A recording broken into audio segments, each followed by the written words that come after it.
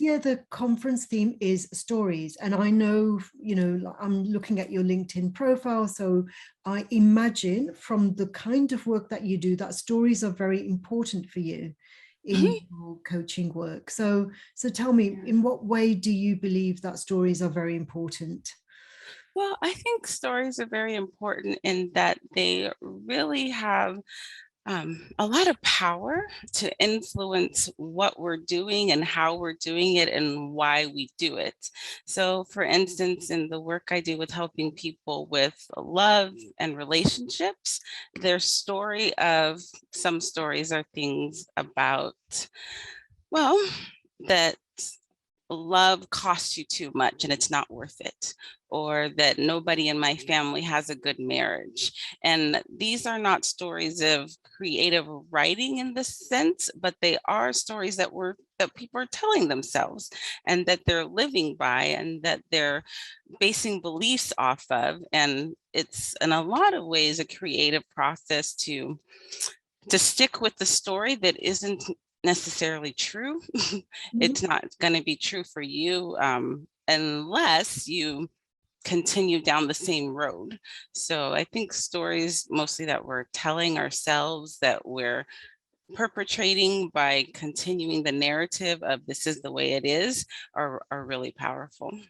Yeah, that's really interesting because there is this paradox of like stories, like you said that some people have stories, they'll say, well, no one that I know has a good marriage. That's a story. So it's like lots of experienced stories. It's like, I don't like those marriage stories. That's not, I don't want to be part of that kind of story. And then you see, you live so close to Hollywood, and even though I don't live close to Hollywood, we are all close to Hollywood because we've been influenced by the Hollywood films about romance and being swept off your feet, about Sleepless in Seattle, about how you magically meet the person that you're destined to be with, your soulmate. And so that's at one end we've got our reality, the real stories that we have experienced, and we thought, oh, we don't want to be part of those stories. And then we've got those imagined stories that we think, oh, well, I haven't found anyone that does what they did in Harry, when Harry, Sally, or whichever romantic film it is. It's like they can't live up to the imagined story. So we've got, we find ourselves in the, like, it's a rock and a hard place. It's like, don't like either, or we don't like those horrible stories that we see in reality, and yet we can't find ourselves matching up to the aspirational imagined story. So how do you find that healthy middle ground where we live our own story and live it according to our own means? That's a great question. And really finding the story that you want to live by is what I do with people in terms of creating vision boards or mood boards and different things that represent the love story that you're co-creating for yourself and for your partner and your, the life and the family that you're really desiring to have. And I look at a lot with women. I just work with women. At the story that they think they want versus the story that is their true reality, their true heart's desire. So, for instance, one of my clients was very much wanted to marry a rich man specifically because that was the family story, right? So her mom did, her grandma did, her great grandma did. That's what the women in her family did. But in reality, what she truly wanted was to be self-sufficient and to have her own money and to have a thriving business separate and before she was actually with somebody else. Not that he would or would not necessarily be rich, but that was the story that she'd been told, passed down through her culture and her experience. So she thought that was what she really wanted, what she really needed in life. But in reality, her heart's desire was really for a partnership where there's more, I guess maybe less traditional than what she thought she needed, and less where she was not an equal partner with her husband financially. So it comes down to really looking at what the story is and being willing to challenge. Is this the story I want to live out? Is this how I really want my life? Or is it what I'm used to, what I'm comfortable with? So being willing to confront the story, to play with it, to see if, does that fit me? Is that what I want? Or is it culture and society and my mom telling me that's what's best for me or what I want. And it's also a matter of like, there's an aspect of choosing the story you want to be in, but there's also the aspect of, is there a place for you in that story? Because, like, for example, somebody may want to be to play a position in, I don't know, tell me your favorite film, Beth. My favorite film, for a long time, it's Tombstone, a Western. Let's say you wanted to audition to be a part of Tombstone, and the director says, well, actually, we don't think we have a place for you. So it's not simply the story that we want to be a part of, it's also the story where there is a position for us available. That's true. I think that's also partly why we give up on certain things, is when our narrative doesn't fit someone else's and we're counting on them to make it happen for us. So there, like I mentioned, it's a Western film, and if I recall correctly, there are probably no people in that movie that look like me. But that was maybe 20 or 30 years ago when it was made, and there have been lots of stories told in the same setting by other people that would include somebody that looks like me. So being open to the creativity and making our own opportunities, and being patient and persistent and not giving up on the story we have that may not fit mainstream society or the people we think have the power to make it happen. Yeah. And I know that because I used to coach for a long time, about 20 years I was coaching people who wanted single executives who were not in a relationship and they wanted to be in a relationship. That was the purpose of the coaching. And sometimes they would have long lists or I think they had learned to make these long lists based on books of like, make a long list of like the criteria that you want in your partner. And sometimes it would be like their criteria about beauty, about wealth, about health and all sorts of things. It was like a long list. And it's like, I remember somebody saying, well, who do you need to be to attract somebody like that?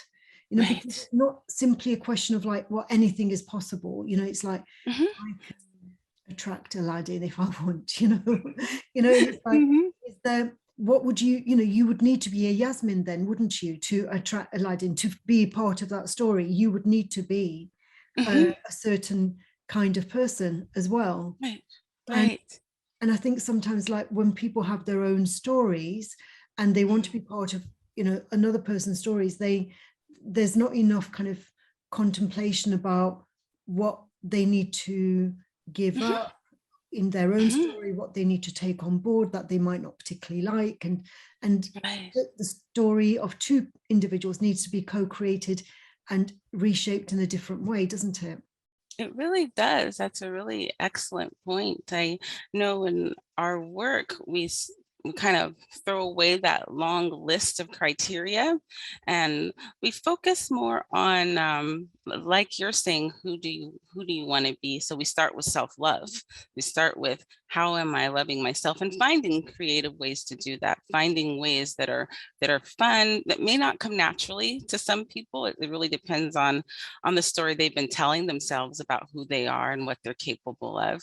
And then we're also really looking at what you want to experience and how you want to love and be loved. So not so much, I need somebody to be 6'2", with, a certain ethnicity, a certain hair color, and, make so much money. Not all of those things, but someone who shares my spiritual principles, someone who makes me laugh, someone, so more the character, but knowing that to attract that kind of person, in some sense or another, we need to be that kind of person as well.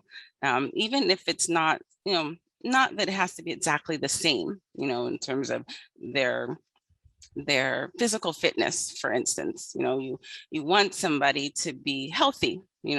That doesn't mean I need to be a size 0 in order to attract a healthy person. It just means conscious and willing to take the kind of steps I'm expecting from my partner to be healthy. So, just different things like that about who we're becoming and how we attract the person that's in alignment with that. Yeah, and then there's the real story based on the facts of who we are, and then there's imagined story of how we, the things that are not there, we hypothetically we imagine those things to be different. And then there's the fabricated story, which is based on, it's not even our own values. Right. Right. It's based on, values of like the advertising companies. Yeah, like you said, the Hollywood influences and the things that tell us that's the way love should look. There should be roses on your, on your nightstand every morning when you wake up. If they're all, it's not really love, right? Right, right. So we do have to be careful about the stories that we're putting in front of us. One of my friends was sharing that they love Hallmark stories, which I've never been a big fan of. I'm more likely to watch science fiction than romantic comedies or those. But the newer story was about that, like what you were saying about who you were coaching, that women get their careers in order and we're doing all of these things, and they're a lot of them are in a career they don't really like and they're not, really thrilled about. So they change careers, and then in the midst of changing a career, that's when they find the love of their life and they live happily ever after. And that's the new narrative of how to go about life and love and the order of things in a lot of ways. And for some of us, that's very true. For others, it's a completely different road like mine, but it really depends on the individual, and being okay with it, being accepting of your story doesn't have to match your friends or what you see on TV, or even the people that you love and admire their stories, because that's another thing I encourage people to do, is find people either in their circle or expand their circle who have love stories that they want something similar to, so that it's something they really want. Mm-hmm. And I suppose the story doesn't really have an end like the Hollywood films have. It's like they lived happily ever after. Yeah. Yeah. That's true. It's an ongoing story that you keep writing, you keep making it together, and it evolves. It's really interesting, the progression of a relationship and how it changes, and allowing for ebb and flow and differences, and what you think is your happily ever after is often very different from the reality. And I think in a lot of ways, if we let it be, it's so much better, because those challenges, those things you overcome together, those the expansion of how you deal with things just by living with somebody. It's just like, for me, I was single for about 13 years, between my first marriage and my soulmate marriage, the marriage I'm in now. And the adjustment, the happily ever after of my 40s was not what I imagined at 22. So, but it is definitely better. Definitely worth the wait. Mm-hmm.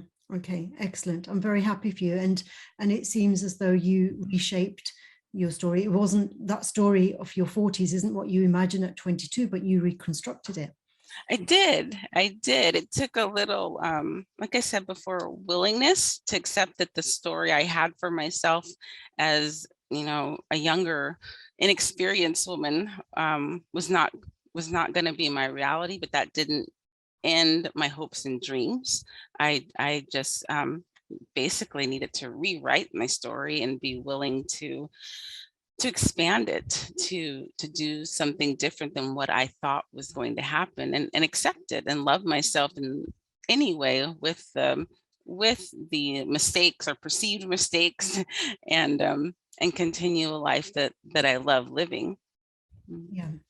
And that is one of the differences between somebody who suffers for, decades Mhm. because they don't want to reconstruct their story. It's like that partner Yeah. that they thought they would spend the rest of their lives with, they're gone for whatever reason. And it's like, that is the only way they wanted to continue. This is the only way. That was the only option. And so they will grieve. It's like Great Expectations. It's like, Mhm. is that character Miss, what's her name? Havisham, I think. Havisham, yes, of Mhm. course, yeah, Mhm. Miss Havisham, Miss Mhm. Havisham. So that's she, Mhm. her story. Yeah, Yeah, it was, she was stuck. yeah, yeah, Yeah, yeah, and it takes a lot to make a conscious choice to remove yourself from the story that's not playing out. And it's very difficult for a lot of people. And you mentioned the grieving process, to allow for a grieving process and, work with people with different ways of releasing it and letting it go. But then choosing not to stay there, choosing to move on and to still have maybe not the life you originally imagined, but have a life you're proud of, that you enjoy, that you have love and light, and that you're doing something with your life, whatever that may be, but not staying in a story that is gone and not possible, or trying to recreate it with another person either. yeah. And I suppose that this whole that phrase "moving on" for some people, moving on contradicts the promise that Mm. we've made Mhm. at a deep soul level. When Mhm. and and so it's like a betrayal. It's like you can't move on because you promised one thing, Mhm. so it contradicts it. It does. It does. As we take those vows, and then we're not able, for whatever reason, to keep them and to let go of. For a lot of people, it's I failed. I didn't do what I said I was going to do. And for people that are perfectionists or just very hard on themselves, it can be really devastating to go through a divorce and to not keep your promise when that's something you so desire to do. And even working with trusting yourself to keep your promise the next time. How can I remarry if I didn't keep my promise the first time? How am I any different this time, so that one, I love myself more and choose better, and two, that I have the pick a partner that's going to work with me and that we're going to grow together, and just to have that a narrative within yourself that things aren't easy all the time. Things are worth working on, are worth working on together, and worth the struggle. And because a lot of the happily ever after, it implies no struggle, no, it's just fun and it's just easy. But the reality of life is that people are people, and we have flaws, and we're each going to do things that annoy each other, or or just trying to learn to communicate with somebody with different opinions and different ways of thinking. So it's a challenge to rewrite it and then live it out and not give up. What I've noticed, and I'm not sure if you've noticed this as well, what I've noticed is that two people can be in a very happy relationship in one environment, and then they move to, let's say, a different country or even a different city, and then they don't get on, you know, because they're in a different environment and the external factors have changed. And so their behavior has changed because they may be in a different job role. And so their identity has changed in a manager, and they don't get on anymore, you know, because their story has changed, and it hasn't changed in a way, like they both haven't changed in the same direction, as it were. Have you noticed that as well? I have noticed that, and that can be a really big challenge. And it's something to be aware of going into it, you know, going into a big move, like we're considering moving across the country. And like, what does that mean? And who are we somewhere else? How will we work together? What does that, you know, change about our lives? So even looking ahead and saying, okay, we're changing the setting. This is a new chapter. What are we going to do in this? And, you know, you can't always anticipate everything, but we can write a story together of we communicate. You know, we may do things different. We may, because interests can shift, you know, friendships are different. The energy of the place you're in, you know, can be very different depending on your location. So I think it's the anticipation of it and the agreement to communicate and to let the other person grow and change and support them in it. Yeah, because in the environment where two people first meet, they both know who the other one is in terms of like whether they're thriving, whether they're facing challenges, etc. But in a new environment, the new environment, it could be challenging for one person, and the other person may thrive in that environment for all kinds of reasons. So that shifts the dynamics between the two, doesn't it? Because, you know, whereas they were both doing equally well, now one is doing really well and the other one's not doing very well at all. And that can be really hard on relationships. And I've even seen where people end up moving back because the other person really is not, it's not the best environment for them. And that's part of marriage can be, you know, looking at what your partner needs, you know, what is going to be best from them, and being willing to shift some things in order to be of support to them. But it can be very challenging to navigate that and to be able to recognize, and then what do we do about it? You know, how do we continue to co-create this together instead of growing apart and letting it become the end of us? So, and you work with, you know, your work with in relationships is based on like you use a lot of stories to illustrate using metaphors and analogies and everything. And in contrast, there's another way of being in a relationship through like arranged marriages based on facts about a person. This person is 22 and the other one is 24. Great, you know, they match. And this person earns, you know, 30,000 and they earn 35,000. Great, excellent match, you know. So based on factual evidence, you know, in terms of race, age, you know, material kind of comfort, etc. Background in terms of education, in terms of like location.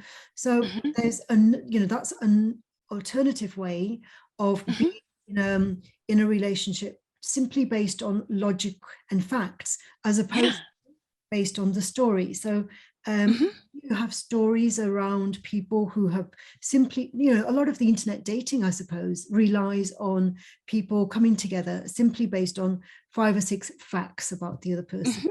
Yeah, it's all about the algorithms instead of maybe a physical matchmaker that did it, and well, still do. And I actually did meet my husband on the internet. So but I also was online dating for a number of years, and I ended up like matched with people I went to college with that I wouldn't date in college and didn't want to date. It was, you know, in my 30s. So it's really interesting what looks good on paper or what the algorithm says, and then being open to that being great for you, or that could also be not ideal for you, even though it looks right. It looks like, yeah, we make a really great match, and then there's conflicts in personalities, or just different ways of being that don't work, but it also does work. So it's very interesting that that possibility. It could go either way. It could be that the logical way and the algorithms that match people is spot on and exactly what the person's looking for. And other people, it's just, very random. And you meet at Starbucks, and they don't look like what you thought, but they're the perfect person for you. And it's, God ordained, and it's exactly what you need. Mm. And when you talk about algorithms, in India, a lot of Hinduism is based on astrological astrological matches, and so it could be that everything looks perfect on paper, but when they look at your astrological chart, it's like, this planet in this house and that planet, and there's a clash. It's not overt, it's not based on the tangible things, but simply based on when they compare the two charts, and they do that kind of combination. They say, oh, that the Saturn in that chart clashes with Jupiter in that chart, and so there is that as well. That again, it's like some people would say, oh, but that's just, that's nonsense, because it doesn't fit our worldview of what makes sense. That's true. And it's interesting being willing to look at different ways of the possibilities. So what you feel, what numerology or astrology, or the praying about it, the getting a sense from other people of how that person fits you. There's so many factors that you can use or choose not to use it, and it's very interesting, the variety of how we go about deciding, and then how we go about maintaining the relationship and marriages once we're in them. And there's so many options available to us, that in itself creates a challenge, because it's like, in the past, when people were just simply doing what their fathers and their mothers did, they were living the lives of their parents and their grandparents. There wasn't so much to think about in terms of, who do we want to choose for our partner. Right. It was the choice was a lot easier. Well, who's available? Right. It sounds like that would have been easier and a bit of a relief. And if I'm not mistaken, those marriages have better longevity, and they grow to love each other a lot of the times. And it's always been amazing to me what a beautiful thing that can turn into. And I contemplated after my first marriage, what would it have been like if I'd let my parents pick, if I hadn't done it myself?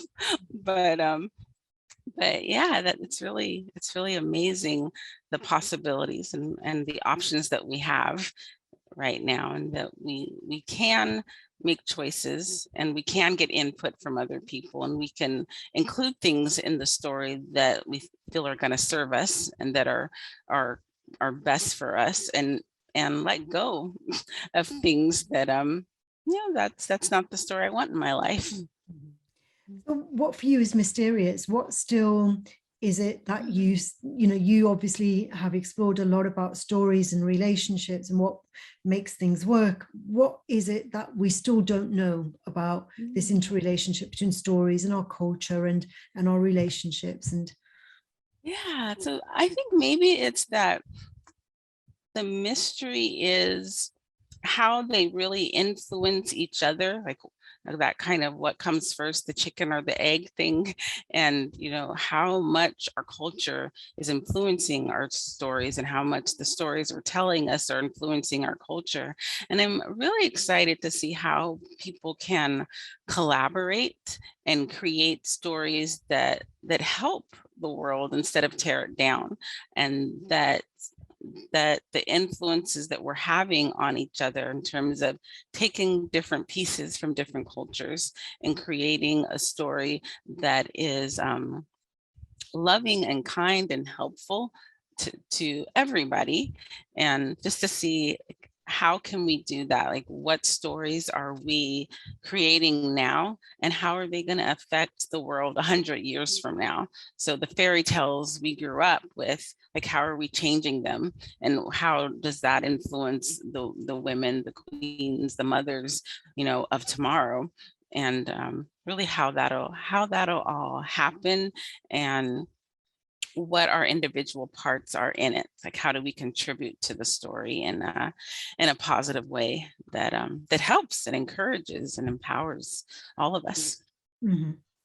Yes, and there is Angelina Jolie who starred in Maleficent. Yeah, and it was Angelina Jolie, wasn't it? And Yes. that's like a reconstruction of a fairy story, isn't it? You know, Definitely. who clipped her wings? You know, it's like, and can she have the right to be angry? You know, to be an angry woman. You know, how would we feel if somebody clipped our wings? Right. And then what do we do with it? Do we make something wonderful and beautiful? Do we stay bitter? You know, there's so many choices that we have, and it's really interesting because those are movies that we have two 19-year-old daughters that they love both of those movies, and just the impact on how they think based on the difference of a Disney movie of today and 20 years ago. So it's quite It's not fascinating. always the damsel in distress, is it?